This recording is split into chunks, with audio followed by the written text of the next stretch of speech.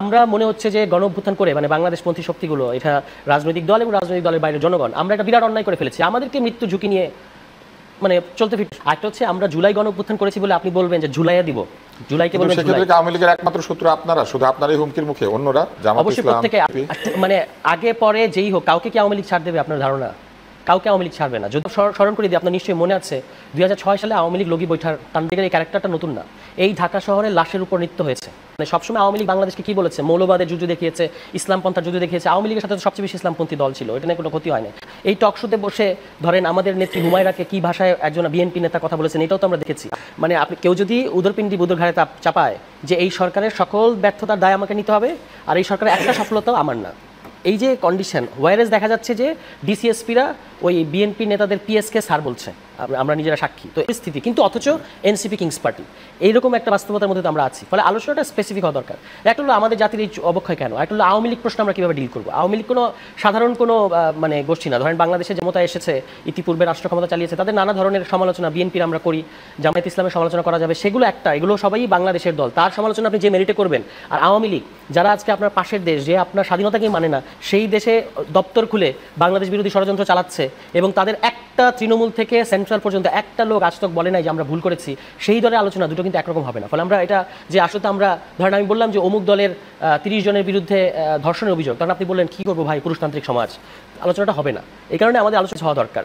এখন আওয়ামী লীগের এইটা আওয়ামী লীগ এরকম করছে এবং আওয়ামী লীগের প্রশ্নে আমাদের রিয়াকশন কী হবে, এখানে আমরা পরিষ্কার দেখতে পাচ্ছি যে ইন্টারিম সরকারের চরম মাত্রার ব্যর্থতা। এবং চরম মাত্রার ব্যর্থতা মানে কি, যে এখন আমরা মনে হচ্ছে যে গণ অভ্যুত্থান করে মানে বাংলাদেশপন্থী শক্তিগুলো এটা রাজনৈতিক দল এবং রাজনৈতিক দলের বাইরে জনগণ আমরা একটা বিরাট অন্যায় করে ফেলেছি। আমাদেরকে মৃত্যু ঝুঁকি নিয়ে মানে চলতে ফিরতে টক শোতে কথা বলে গেছি সময় টেলিভিশনে লাস্ট 2 দিন আগে। এরপরে অমির রহমান পিয়াল নামে এক যে বিদেশে বসে আছে এক সন্ত্রাসী, অনলাইন সন্ত্রাসী, সে আমাকে নিয়ে লিখেছে যে আমাকে ঝুলাবে, আমি জুলাই নিয়ে কথা বলেছি, আমাকে ঝুলাবে, এটা প্রকাশ্যে তারা বলছে। ফলে আমরা উই আর অ্যাট রিস্ক। এই ধরনের কিন্তু পারস্পরিক দুই দিক থেকে হচ্ছে। আরেকটা দিক কোনটা? আচ্ছা, মানে আমি বলতে পারি, দরকার নাই আমি আপনার ব্যক্তির নাম উল্লেখ করতে চাই না, কিন্তু এই মুহূর্তে আপনাদেরকেও আক্রমণ করেছে, অন্যান্য জায়গাতে হয়েছে, আবার যারা আপনাদের একসময় সমর্থন করেছে তারা এখন আপনাদেরকে অপমানজনক কথা বলছে। মানে আমাদের মধ্যে ব্যাপার, ইন্টারনেটের যে অ্যাটমসফিয়ার, সেখানেও মানুষ খুব কনফিউজ। না সেটা আছে। একটা হলো আমাদের ব্যাপার, আমরা এখানে যতজন বসে আছি আমাদের মধ্যকার মতভেদ, আমাদের মধ্যকার ঝগড়া, আবার আমাদের মধ্যকার একসাথে থাকা, এটা এক ব্যাপার। আরেকটা হচ্ছে আমরা জুলাই গণ অভ্যুত্থান করেছি বলে আপনি বলবেন যে জুলাইয়া দিব, জুলাইকে বলবেন জুলাই। সেক্ষেত্রে আওয়ামী লীগের এক শত্রু আপনারা, শুধু আপনারই হুমকির মুখে অন্যরা জামাত ইসলাম, বিএনপি, এলডিপি, মানে আগে পরে যেই হোক কাউকে কি আওয়ামী লীগ ছাড় দেবে আপনার ধারণা? কাউকে আওয়ামী লীগ ছাড়বে না। যদি ধরেন আমি ওই ধরনের ওয়াইল্ড গেস করতে চাই না, কিন্তু আওয়ামী লীগ তো পুরো বাংলাদেশের বিরুদ্ধে।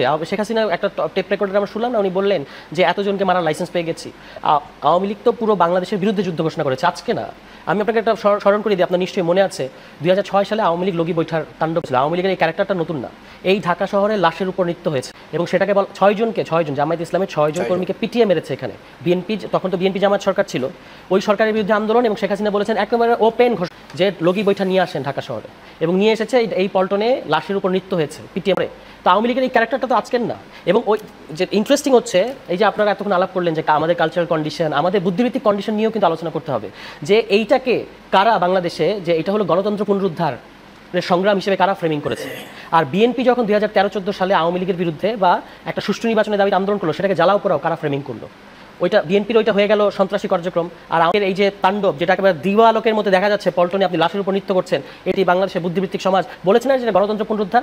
ওই আওয়ামী লীগ ওই সময় খেলাফতে মজলিসের সাথে না প্রতিবাদ অতটা হয় নাই তুষার ভাই। এটা প্রতিবাদ হলে এটা এতদিন পর্যন্ত এই লগি বৈঠা তাণ্ডবটা আমরা কেউ, even including BNP, including Jamaat Islam, তারা কিন্তু এটা ফ্রেমিং করতে পারে না। কিন্তু আপনি বিএনপি, ওই আওয়ামী লীগ 2006 সালে খেলাফতে মজলিসের সাথে 6 দফা করে নাই, তখন তো প্রগতিশীলতার কোনো ক্ষতি হয় নাই, কোনো মুক্তিযুদ্ধের চেতনার কোনো ক্ষতি হয় নাই। ফলে এই যে আওয়ামী লীগ নিয়ে আমাদের আওয়ামী লীগ প্রশ্ন, তখন আরো মোহাম্মদুল্লাহ খান কথা বলেছেন, অল্প কিছু মানুষ প্রতিবাদ করেছেন, কথা বলেছেন, আমিও কথা বলেছি, আমি যদিও সুশীল সমাজ যারা বলেছেন তার, কিন্তু মোটা দাগে আমি বলছি আওয়ামী লীগ সমস্ত মানে সবসময় আওয়ামী লীগ বাংলাদেশকে কি বলেছে, মৌলবাদের যুদ্ধ দেখিয়েছে, ইসলামপন্থার যুদ্ধ দেখিয়েছে। আওয়ামী লীগের সাথে সবচেয়ে বেশি ইসলামপন্থী দল ছিল, এটা নিয়ে কোনো ক্ষতি হয় না। আমি এই যে পলিটিক্যাল যে আওয়ামী লীগের 2 নাম্বারই, এটার কথা বলতেছি। এখন এইখান থেকে আমাদের সেই ইসলামপন্থীরাও তো আওয়ামী লীগকে পচা কাজ করতে বাধা দিল না। মানে আওয়ামী লীগ যে এইসব করতো, ইসলামপন্থীরাও তাদের সঙ্গে যুক্ত হয়েছিল, কিছু যুক্ত হয়েছে। ইসলামপন্থীরা বাধা দিয়েছে, অন্যান্য অনেক দল বাধা দিয়েছে, আবার যারা সুবিধা নেয় তারা সুবিধা নিয়েছে।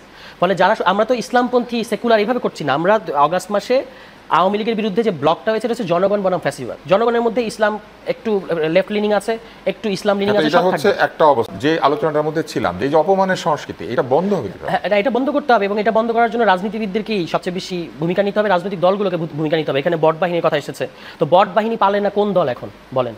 সকলেরই আছে। তাহলে শুধু তো একদিকে আঙ্গুল তুললে হবে না, বট বাহিনী সবাই পালছে, কেন পালছে এবং দেখলেই বোঝা যায় যে এটা কোন মন্তব্য কোথা থেকে এসেছে।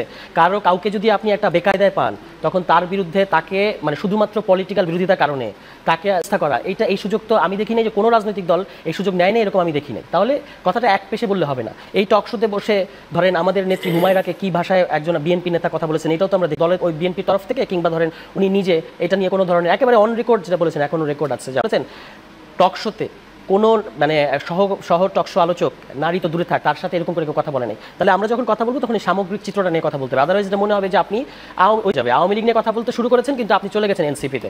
কথা হয়েছে যে অমুক বিরুদ্ধে 30টি ধর্ষণের অভিযোগ আছে, আপনি পুরুষতান্ত্রিক সমাজে চলে গেছেন। ওরকম যেন না হয়, স্পেসিফিক আলোচনা হতে হবে। এবং আপনি যদি মনে করেন যে আপনি একজন গবেষক, তাহলে how can your party can get rid of this kind of attitude? এটা কঠিন। সোশ্যাল মিডিয়া তো পুরোটা আমাদের নিয়ন্ত্রণে নাই।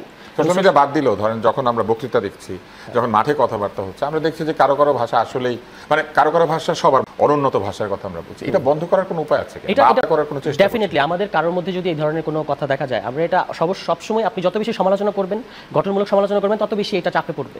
আমাদের অনেক নেতারা অনেক সময় যে এমন ধরনের মন্তব্য করেছেন যেটা আসলে মন্তব্য করা ঠিক হয় নাই, তো সেটা যখন দলের অভ্যন্তরে এবং দলের বাইরে যে এটা নিয়ে যখন সমালোচনা হচ্ছে, তখন কি আমরা শুধরাই নাই?